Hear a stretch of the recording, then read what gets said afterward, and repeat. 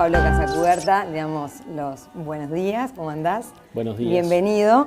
Escritor, pintor, fotógrafo, cineasta, artista visual, músico, compositor, hombre vinculado a la ciencia también.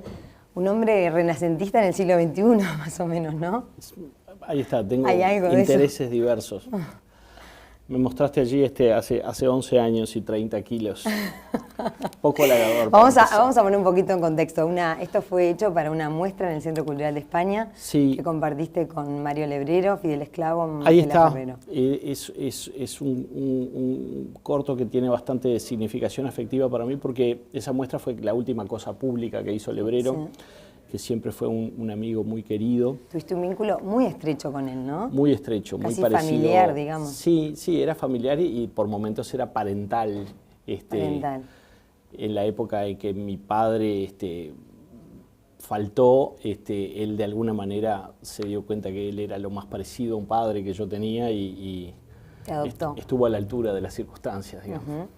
Pero con quien también había un intercambio a nivel literario, en el sentido de que él opinaba, vos le acercaste tus primeras cosas también a él, ¿no? ¿No fue el primero que vio? Sí, pero no era una relación literaria. Yo también también mi madre opina sobre mi literatura, pero en realidad Lebrero, el tema favorito de él era la vida sentimental. Sí. Y entonces era... En general. En general, en la vida sentimental de él y de las personas. Y por eso, muy rara vez, nuestra conversación rozaba la literatura. Igual como pasamos tanto tiempo juntos, inevitablemente terminábamos en alguna oportunidad hablando de eso. Pero no era un vínculo literario en el sentido de eso de, oh, maestro, dígame qué hacer. No. A pesar de que yo le prestaba mucha atención a su opinión. Él corrigió muchas cosas mías y de hecho hay una novela a la que le sacó 150 páginas. Eso lo había visto y me llamó mucho la atención. Sí, muy bien sacadas. Él se alarmó mucho porque cuando me dijo, fue por carta que me dijo, yo en ese momento vivía en Inglaterra, me dijo, estas 3 secciones me parece que se las podría sacar, y le mandé una carta como a los 5 minutos que decía, ya está. Él dijo, no, discutime un poco, me siento culpable. Creyó que ibas a resistir un poco. No, dijo, muy bien sacada, está bien. Así que está. Estabas en Inglaterra estudiando en ese momento. Estaba estudiando cine en ese momento, sí. Que es la única cosa que yo estudié. Bien. Cuando hablamos de todas estas cosas a las que te dedicas, me preguntaba si siempre estuvieron todas o si fueron haciendo una de la otra. Yo pienso que allí hay una cuestión familiar, y es que a mí me tocó ser el más chico de la primera tanda de 4 hermanos, de hijos de mi padre. Después mi padre se casó de vuelta y tuvo 2 hermanos más. Pero en esa primera camada hubo mucha disponibilidad de recursos para hacer cosas. Era parte del paisaje de casa que hubiera un caballete y óleos. Digamos, no era que dibujábamos en la parte de atrás de una factura de la UTE, sino había esta idea de que podías hacer cuadros, entre pasabas comillas, por ahí, pintabas de un rato y seguías. Sí, y al mismo tiempo, al ser el más chico, veía distintos hermanos hacer distintas cosas y veía que eso ocurría con bastante naturalidad. No veía que uno decía, bueno, ahora voy a ser músico, alerta. Era como el paisaje, el mismo que estás jugando, ahora vas y... tenía un hermano muy fotógrafo, que hacía experimentos con la cámara fotográfica siendo niño y que todos lo seguíamos, decíamos, bueno, vamos a hacer los experimentos. Era de Marcelo, el mismo que Marcelo, que es fotógrafo. Que es fotógrafo hasta la actualidad. Sí. Y después había hermanos muy músicos. Yo no recuerdo haber puesto un disco hasta los 15 años, no era necesario, había una banda sonora incesante y muy interesante. Entonces, en ese paisaje era como medio natural hacer varias cosas. Era, de cierta manera, el modo de participar de esa especie de ecosistema de personas más grandes. La forma de hacer que te dejaran jugar con sus juguetes era hacer lo que ellos hacían. Claro. Entonces, nunca hubo en casa esa sensación de que hay ámbitos donde tú entras. Ir a clase de guitarra o de lo que fuera, de pintura, no, ocasionalmente ellos digo, eran todos bastante autodidactas, pero ocasionalmente fueron a clase y no había ninguna negativa a que hubiera conocimiento académico. Lo que sí no había era esa sensación de que hay unos ámbitos que empiezan y terminan acá y que para hacer eso tú tenés que ser eso. Eso no existía. Mucha libertad. Y además mis padres no eran artistas, mis padres eran científicos. Y eso también, de una manera lateral, contribuyó a porque eran científicos que se dedicaban a la investigación de la fisiología humana. Entonces la idea de que tú podés experimentar en torno a cómo son las personas, de alguna manera se trasladaba a la vida cotidiana. La idea de, bueno, estamos experimentando, ellos también, ellos son grandes y salen de mañana, se ponen una túnica y van y experimentan todo el día, ¿por qué no vamos a experimentar nosotros? Había una cierta naturalidad, digamos. En las dos cosas. Bueno, ahí planteas varias cosas, porque después está todo el tema del arte y la ciencia que en vos ha cuajado mucho también. Y ahí, si querés, estás dándolo por sentado, esas imágenes de niño en donde estaba el arte y la ciencia presentes en la cuna. Primero que nada, especialmente mi padre tenía una cierta tendencia a traer la discusión de la fisiología y particularmente de la neurofisiología a la vida cotidiana. Él era un tipo que podía en un cumpleaños, por ejemplo, decirte con todo lo llamativo y todo lo intenso que es el amor, uno termina por olvidar que se trata de neurofisiología. Es una cita textual de mi padre. Entonces, realmente había una cierta tendencia a discutir estos procesos creativos, no como procesos en los cuales el carácter sublime fuera lo central, sino como procesos materiales, hechos por seres materiales que los vivencian como procesos sublimes. Entonces, esa disposición a involucrar las ciencias estuvo más o menos desde siempre. No era el centro del asunto, pero siempre fue un condimento Y con los años me fue pasando que me fui tornando cada vez más curioso de ese aspecto, de los aspectos materiales de la construcción de una primera persona, o de la conciencia, o de los procesos cognitivos simples, o que aparentemente parecen simples, como mirar esto y pensar que es un vaso. ¿Cómo se da a nivel cerebral, por bajarlo un poquito a tierra? Que es el único nivel en el que se da. Entonces, ¿cómo haces esa clase de construcciones? Me fue incentivando a leer sobre esa materia y como que en los últimos 15 años me metí mucho en ese aspecto, lo material de los procesos cognitivos y de los procesos creativos y artísticos. Y ahí es donde está el germen de todas esas cosas que vinieron después. ¿Y recibiste material físico también, libros, información de tus propios padres que estudias hoy? ¿O es información que vos sí, mi padre le dedicás a estudiar realmente? No hay otra para entender esas cosas también. Pasa una cosa genial con la ciencia que no pasa con el arte, y es que cuando tú lees un libro y después lees el libro contiguo en el plano conceptual, este libro continúa a Tú cuando lees a García Márquez no continúa a Faulkner, salvo desde una perspectiva muy, muy, muy tangencial y poética.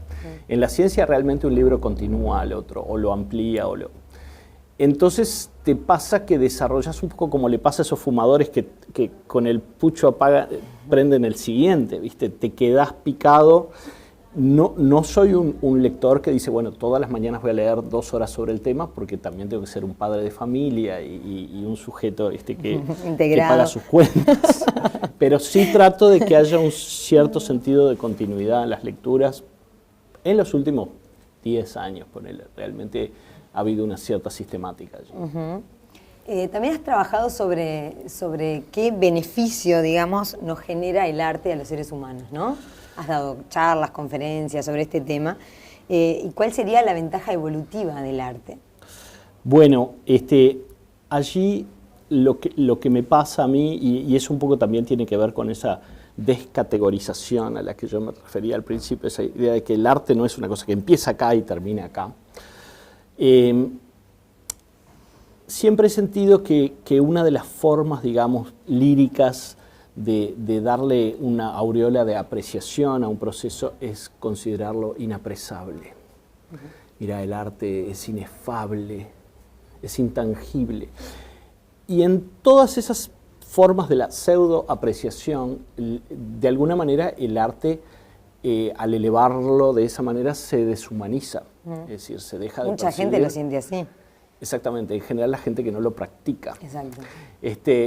Ni lo consume. Y al deshumanizarlo, lo que haces es quitarle una porción importante del mérito. Para mí el hecho de que el arte sea un proceso material hecho por una especie a la que le tomó 4.000 millones de años ser capaz de hacer un poema, es una forma de enaltecerlo, y comprender esa dimensión material de los procesos es una forma de comprender también por qué nos resultan tan apreciados, digamos.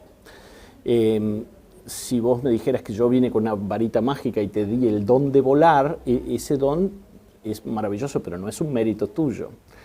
En cambio, lo muy tortuosa y costosa que fue la carrera o el proceso por el cual logramos tener estas ciertas habilidades en su doble dimensión, física y cultural, para mí sí es más o menos meritoria. Pienso que es algo bueno que podés decir de esta especie en concreto.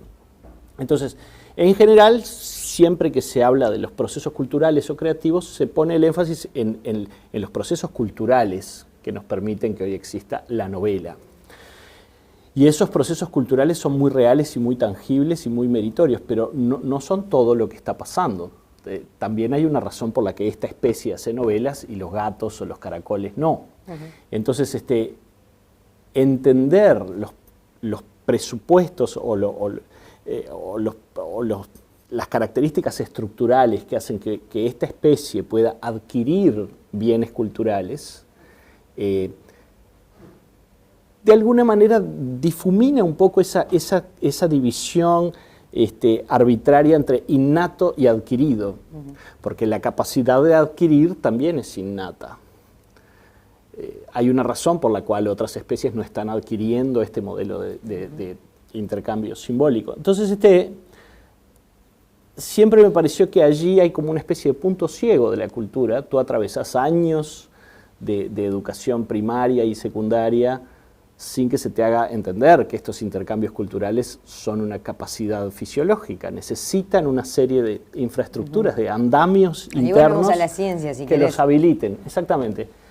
Y por eso, en determinado momento, me di cuenta que esa especie de punto ciego de alguna manera impide comprender la cultura cabalmente. No es que es el único ámbito en el cual podés comprender la cultura, pero si no tenés esa piecita en su lugar, la cultura se convierte en un fenómeno que aparece como gratuito, como arbitrario. Mira, nos sentamos ya teniendo estos cerebros gigantes y decidimos inventar la cultura. Y eso es un muy mal resumen de lo ocurrido. Lo que en realidad pasó es, estos cerebros gigantes son la adaptación a la capacidad de emitir y consumir cultura. Entonces, la cultura se comprende mucho mejor desde esa perspectiva. Y a todo esto, el beneficio del arte como en la especie. Primero que nada tenés que, por eso te digo, el arte no es una categoría que empieza y termina acá. Vos tenés que meter el arte dentro de otra canasta para hacerlo más comprensible, y es el beneficio de la capacidad de adquirir experiencia por interpósita persona. Quería ir al tema de la experiencia. De la transmisión de experiencia, porque nosotros tendemos a pensar que en el reino animal es muy común la transmisión de experiencia, y no existe la transmisión de experiencia. En los animales hay lenguajes y hay llamados. Incluso hay animales que tienen lenguajes bastante sofisticados. Hay monos que tienen una llamada de alerta cuando el peligro viene de lo alto y otra llamada de alerta cuando el peligro viene de lo bajo. Es decir, hay una cantidad de formas de comunicación, pero todas las formas de comunicación de los animales se refieren a lo que está pasando aquí y ahora. Hay un peligro ahora, tengo hambre ahora, tengo hostilidad o intenciones sexuales, pero todo está pasando ahora. Y nosotros, en cambio, tenemos un lenguaje que se refiere a cosas que no están pasando acá. De hecho, desde que estamos sentados en esta sala, solo hemos hablado de cosas que no están pasando acá. Y esa capacidad de meter la experiencia en sachets, digamos, que podés intercambiar, es una capacidad que nos permitió construir esto que tenemos. Esto que tenemos no se construye con gruñidos, se construye con un lenguaje simbólico muy estructurado. Y vos podés poner al arte como la cereza de la torta del intercambio de experiencias. Son formas altamente sistematizadas, donde alguien realmente pensó cómo condensar esa experiencia de una forma que no solo incluya la información que querés transmitir, sino el trance emocional necesario para absorberla y administrarla. Es decir, son casi como si yo te dijera cristales de experiencia el arte. Y le suma el tema emocional, que es clave también. Es muy clave. Y además, ese tema, el tema emocional no es una especie de vehículo astuto en el cual yo disfrazo lo que realmente quiero decir. Esa división entre emoción y pensamiento es una división histórica y particularmente tiene su pico en el siglo XIX, pero el pensamiento y la emoción no tienen ninguna clase de frontera, no hay un cartel que dice bienvenido al pensamiento, acá se terminó la emoción. La emoción es la forma que nosotros tenemos de darle al pensamiento una sensorialidad, un sentido de realidad vivencial. Es decir, no están por un lado las emociones y por otro lado el pensamiento, del mismo modo que no está por un lado la bioquímica básica y después el pensamiento, que vendría a ser software. El pensamiento es bioquímica básica. Claro. Hay un concepto que vos manejás muy interesante en donde decís, bueno, la longitud, digamos, de la vida, el concepto lo finito, el carácter finito de la vida es algo con lo que no podemos lidiar, pero sí el ancho de banda, digamos, en el que nos podemos mover en la cantidad de experiencias vividas a lo largo de esa vida. Es que hay un problema de finitud, y es que tú no te podés sentar a inventar la matemática de vuelta. Es muy costoso, es muy laborioso, y entonces tú lo que haces es trabajar sobre la matemática ya generada y trabajar sobre las normas sociales ya generadas. Esa capacidad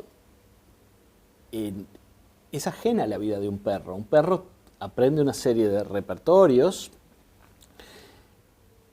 pero no puede trabajar en torno a la biografía de perros célebres, no puede decir, bueno, ¿cómo es la vida de los perros en Alaska y qué tengo para aprender de ella? Esa capacidad nuestra para incorporar repertorios que no vivimos está tan metida en el paisaje de lo cotidiano que llegamos a pasarla por alto. Nosotros solemos recordar con especial intensidad emocional las cosas que aprendimos directamente, como andar en bicicleta, a pesar de que el aprendizaje de andar en bicicleta no lo hicimos directamente. Vimos andar gente en bicicleta, alguien nos sostuvo, nos pusieron rueditas, etc. Pero tendemos a apreciar especialmente la vivencia corporal de aquello que constituyó una experiencia vivida en primera persona. Pero eso es una parte ínfima de nuestro aprendizaje. Nuestro aprendizaje, si vos revisás tu rutina desde la mañana hasta la noche, lavarte los dientes, tú no agarraste y te enfrentaste a un cepillo y dijiste, este objeto es interesante, voy a averiguar su uso. A vos te dijeron cómo se usa, te dijeron por qué usas zapatos. Es decir, hay una cantidad de cosas que son dadas, que te las dan, escapan de tu experiencia directa. Y ese volumen de cosas es casi toda la experiencia. Cuesta mucho realmente dimensionarlo y decir, claro, es cierto, yo aprendo de una forma muy sustancialmente distinta a como aprende una jirafa.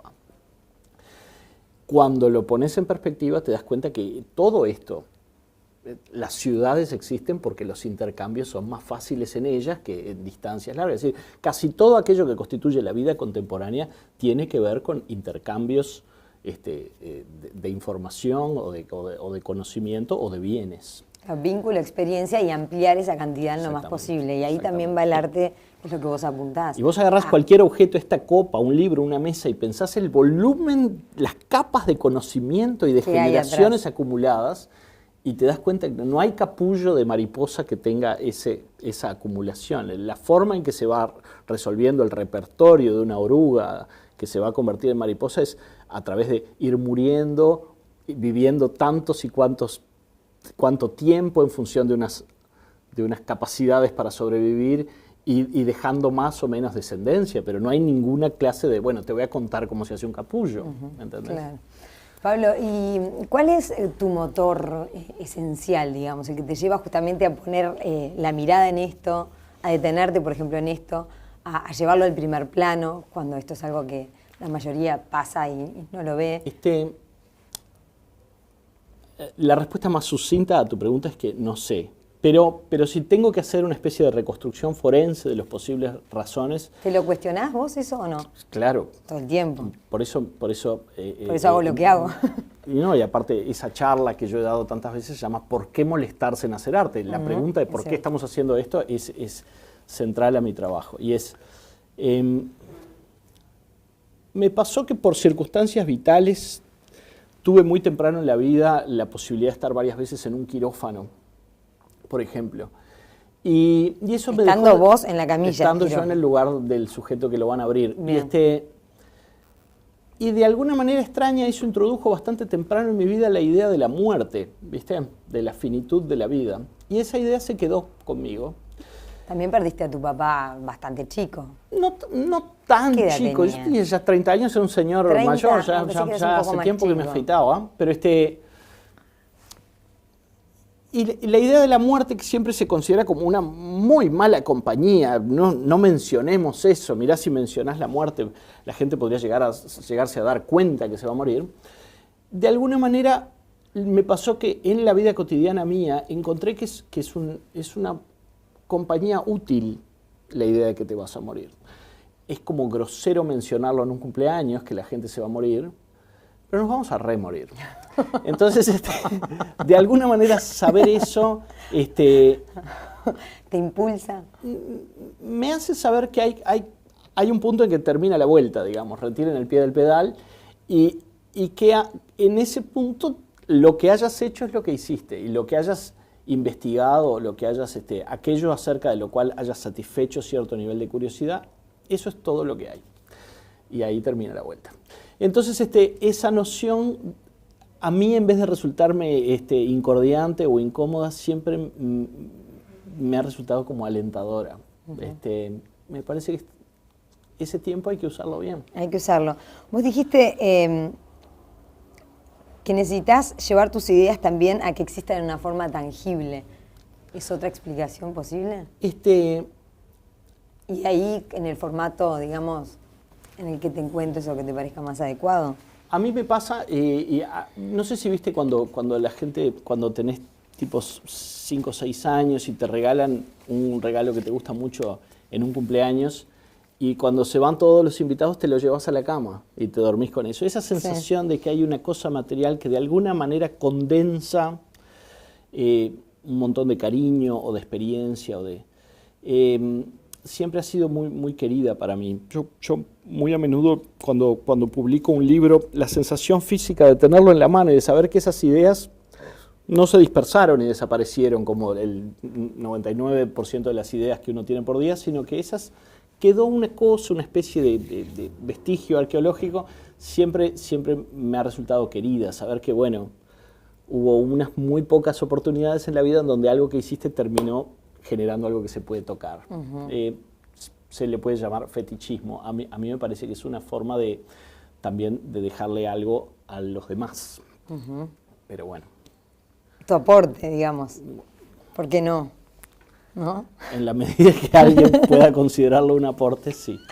Háblame de Zumbido, este programa de televisión que trata sobre el proceso creativo de compositores brasileños y latinoamericanos que hace 10 años tengo entendido que dirigís en el estudio de Gilberto Gil. Esto ha sido como un raro privilegio. Hace 10 años conocí a Paulinho Mosca y nos hicimos muy amigos por razones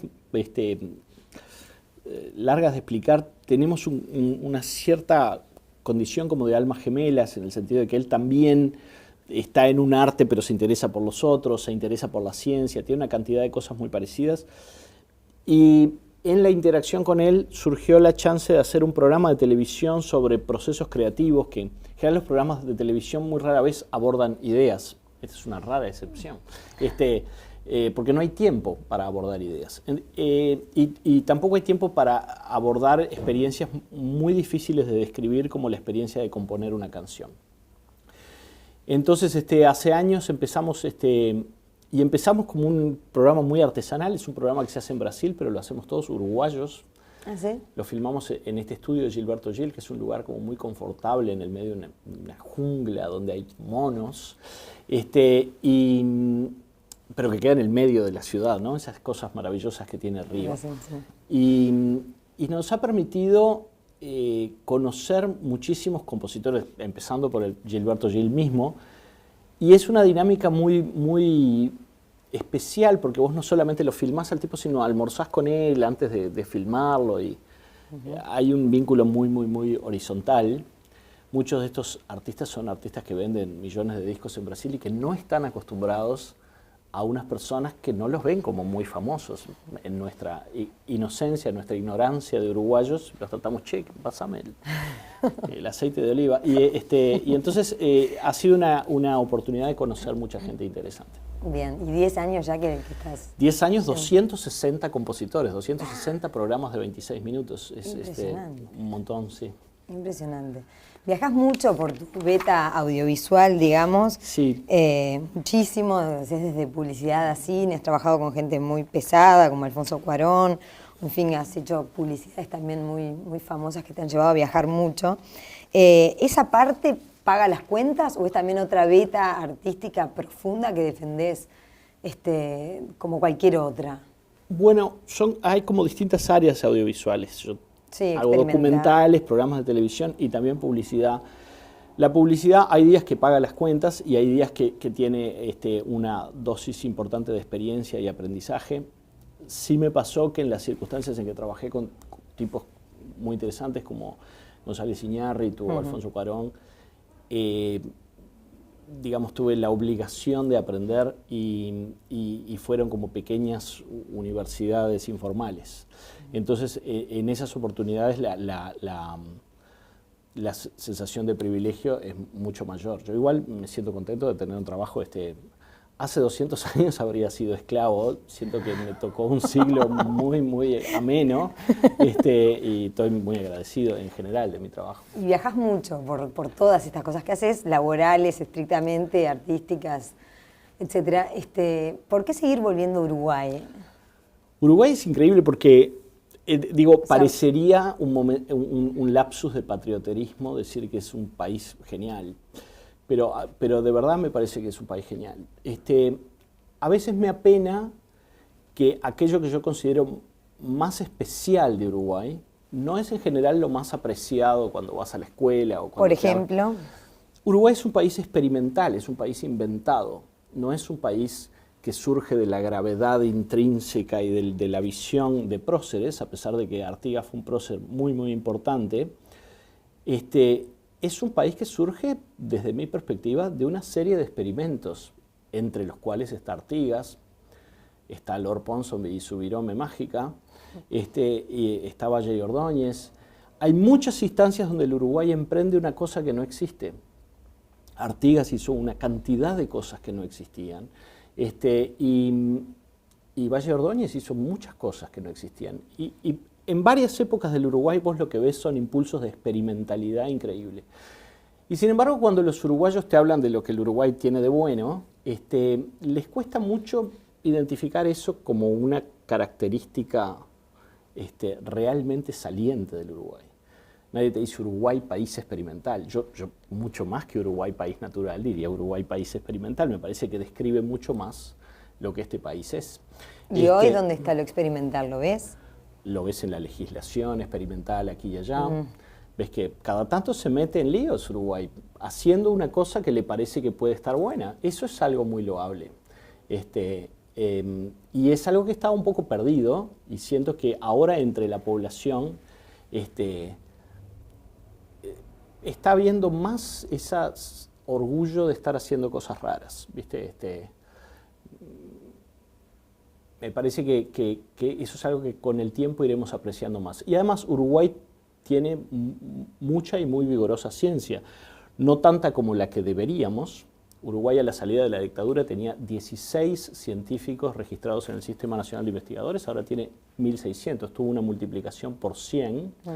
Nada desdeñable, y se produce ciencia de primer nivel. Se tendría que producir más ciencia si la clase política realmente pusiera la ciencia en el lugar donde tiene que estar, que es cuando en general se habla de la identidad cultural de los países, en Latinoamérica hay una cierta tendencia a pensar que la identidad cultural son las tradiciones y la creación artística. muy rara vez se pone la ciencia en el centro de la creación de conocimiento y muy rara vez se lo considera patrimonio. Es como, bueno, sí, la ciencia es una cosa que hacemos fabril y de alguna manera foránea.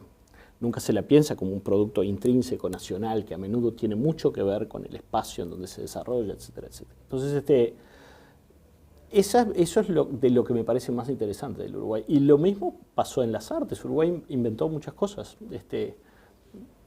Onetti no se parecía a nadie. Felisberto Hernández no se parecía a nadie. Nosotros solemos quejarnos muchísimo vivimos en este país, es tan chiquito, tan despoblado. Montevideo tiene más población que 14 capitales europeas, en las cuales nadie se está quejando particularmente de lo mal que están.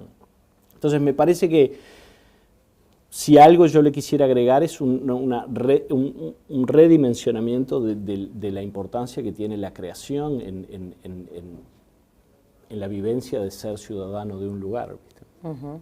Y por eso también lo seguís eligiendo. Sí, bueno, además nací aquí. Sí, naciste acá, pero has estado mucho afuera. He estado mucho afuera. Cuando estás mucho afuera, a veces te puedes cuestionar, bueno, me quedo por acá, hasta estoy más a mano de un montón de cosas. Nosotros somos un país que tiene elementos provincianos, pero también Uruguay es espectacularmente cosmopolita. Andá al interior de Estados Unidos, a ver el lugar que ocupa el mundo en la cabeza.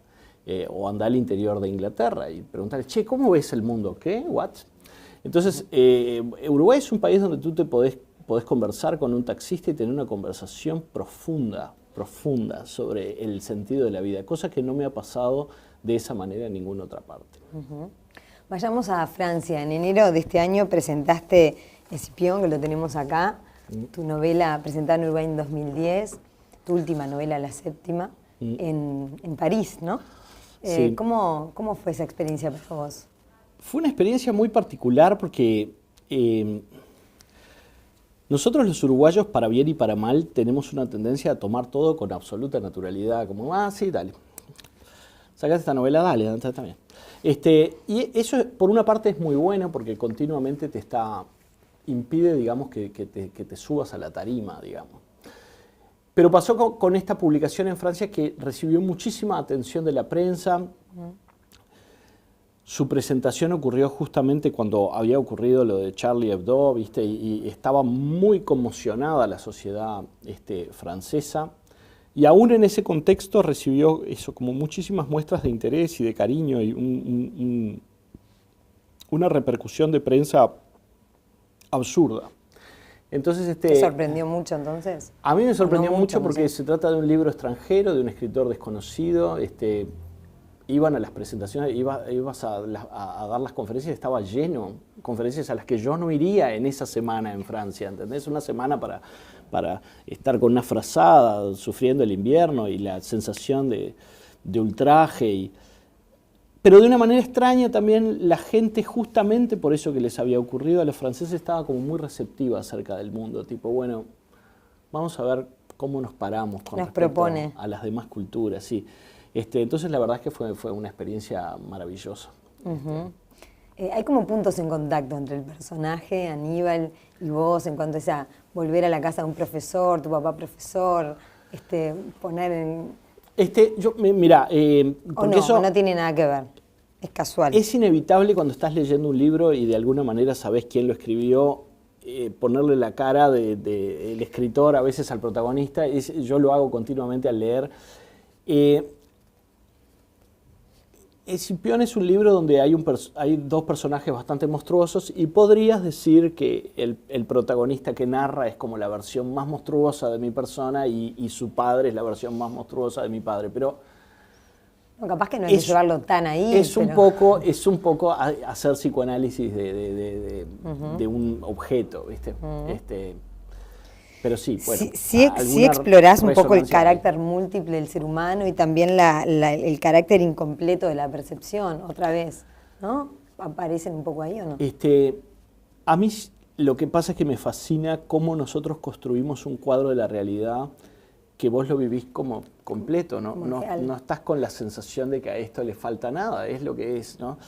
Y siempre me hace gracia que cuando vos ves en un libro, por ejemplo, un diagrama del espectro de ondas y dentro de ese diagrama la luz visible, siempre te ponen un diagrama que tiene el ancho de una página y más o menos el ancho de un quinto de la página es la luz visible, ¿no?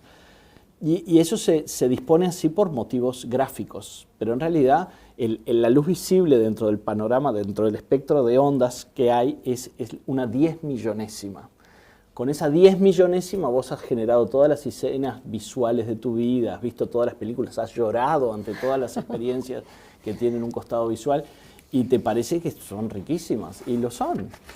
Pero en realidad la realidad, esa realidad que vos manejás es muy chiquita. Y dentro del hecho de que vos ves dentro de este espectro, tu percepción está llena de huecos que vos no vivís como huecos, tú construís en torno a esos huecos, los rellenás en forma automática. A veces cuando se habla del punto ciego, uno piensa que es un puntito, es justamente el punto ciego. El punto ciego es un quinto del ojo y está en el medio de tu campo visual. Pongo esto como ejemplo para que entiendas que tú nunca has vivido que hay un hueco ahí, estás continuamente rellenándolo y es una labor que tú haces cognitiva, ese completado de tu percepción. En cierta medida y como demostrador de que nadie diseñó el ojo, vos tenés que los vasos sanguíneos que irrigan la retina pasan por delante de la retina. Eso es increíble. Todo lo que has visto, lo has visto desde atrás de una especie de arbusto. Y tú nunca vivís tu percepción como incompleta y sin embargo tu conciencia se ocupa de una sola cosa por vez, mientras tu percepción se ocupa de una representación tridimensional de la cual te llega poca información. En este momento vos no estás recibiendo o procesando mucha información sobre lo que ocurre entre las plantas de tus pies. Ahora sí, pero antes no. Entonces, ese carácter incompleto no forma parte de nuestro cuadro de la realidad. Vos lo vivís como es completo. Yo sé lo que está pasando, sé dónde estoy. Y eso no es cierto. Y a veces poner el énfasis en ese carácter incompleto me parece que te permite hacer una cosa que es, por una parte, rendirte ante el hecho de que tu vida no está bajo tu control, pero también intuir que hay una dimensión mucho más rica que la que estás percibiendo. Decir, no, esto está más bueno todavía de lo que estoy percibiendo, solo que bueno, soy un humano. No puedo llegar más allá, ¿o sí? ¿Cómo surge GEN, Centro de Artes y Ciencias, este espacio cultural independiente que fundás de la mano de tu pareja, también la bailarina y coreógrafa Andrea Roba? Es gracioso porque cuando se hizo esa exposición con Lebrero... Tuvo que ver con ese baile con ella, ¿no? No conocía a Andrea y ella tampoco me conocía a mí y ella fue a esa exposición por casualidad y vio eso y dijo, qué loco, ¿cómo baila este tipo? Y se acordó de eso. Entonces fue como un antecedente. Después cuando nos conocimos, dijo, vos eras ese. Y de alguna manera... Punto a tu favor. Tuve una oportunidad de generarle curiosidad, por lo menos antes de conocerla. Cuando nosotros nos juntamos, nos pasó que entre nosotros se produce una interacción que es difícil y rara en las parejas, y es que hacemos cosas juntos, creamos cosas juntos. Y encontramos que cuando creamos una cosa juntos nos sale bien, nos sale mejor de lo que me hubiera salido a mí y de lo que le hubiera salido a ella. En ella hay una naturalidad al pedirme cosas que no sé hacer, porque bueno, primero soy el marido y segundo, en su imaginación cree que yo la sé hacer, entonces me pide, por ejemplo, hacerme un disco, la música para Historia Natural. Acá me gustaría empezar con un oratorio en latín, vos podés hacerlo, ¿no, Pablo? Te tiene bien conceptuado, eso es bueno. Naturalmente, ¿cómo no? Vamos a intentarlo. Entonces, eso de alguna manera, esa capacidad de interactuar y crear cosas en determinado momento... se nos hizo evidente que la habíamos usado para proyectos puntuales hasta ese momento y dijimos, ¿por qué no hacemos una especie de proyecto de vida que sea como el resumen de lo que queremos lograr en términos de lo que nos gustaría que pasara a nivel social? hay personas que cuando tienen la crisis de la mediana edad escapan con su secretaria o ponen una banda de rock. Nosotros lo que decidimos era como, bueno, vamos a hacer una cosa que sea un plan de más largo aliento. Está bien hacer proyectos que cada uno dura un par de meses, pero ¿qué pasa si haces un proyecto pensando en un posible impacto social? Y ahí fue que generamos esto que se llama GEN, Centro de Artes y Ciencias, y que es un proyecto en construcción, es un espacio que fundamentalmente es un espacio de residencia para artistas y científicos extranjeros. La idea es tratar de tender puentes entre arte y ciencia y de poner artistas y científicos en el mismo ámbito, en la misma mesa. A trabajar juntos. A ver qué pasa. Sí. ¿Se ha hecho esto en otras partes? Se ha hecho en otras partes, es bastante inusual todavía. Los últimos años del siglo XX, los últimos 30 años del siglo XX, generaron una brecha terrible entre arte y ciencia que está costando mucho subsanar. Y por eso, aunque hay muchísimas experiencias de este tipo, hay muy pocos centros de artes y ciencias. Sí. Es como un bicho raro que es difícil de financiar, es difícil. ¿En Sudamérica hay alguno, por ejemplo? Hay algunas experiencias en Brasil y hay experiencias. Esto lo que intenta es ser justamente un espacio donde se junta lo local y lo internacional. Justamente, tanto a Andrea como a mí nos ha pasado que a veces la venida de un artista o de un pensador al Uruguay cambia nuestra vida por completo, ¿viste? Te desvía un grado de donde estabas, pero al cabo de años esa desviación genera un camino muy distante de donde estarías si no hubieras tenido ese impacto. Y entonces decidimos generar un centro donde eso se produzca no aleatoria, sino intencionalmente. ¿Y eso qué apertura va a tener a la gente? Ponerle el que te está escuchando y dice, bueno, pero yo no soy ni artista ni científico. Pero justamente, ¿cómo hago para que me cambien la vida un grado a mí también? La idea es que este lugar primero va a tener una muy nutrida actividad docente. Es decir, cuando vienen estos artistas y científicos no solamente se sientan con un artista o con un científico a hacer cosas, sino las muestran y tienen muchas instancias de formación. Talleres también ponen ustedes en la web. El objetivo justamente es generar experiencias, ¿viste? Que cuando la gente, al tomar contacto con ellos, primero, que sea un ámbito donde conozcas otras personas de este tipo. Yo siento que una porción importante del público debe recordar el día que conoció a otro nerd.